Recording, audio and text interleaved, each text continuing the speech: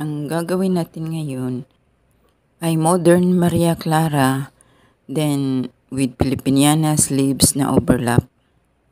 With train yung likod ng ating Maria Clara, kaya ang gagawin natin para maganda yung flow sa likod, gawin nating bias cut yung sa likod.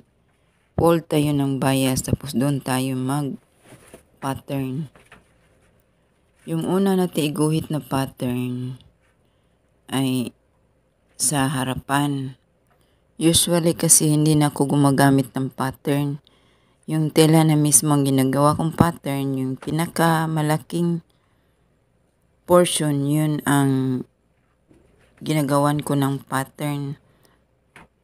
Diretso na yan yung sa harap, pati sa likod.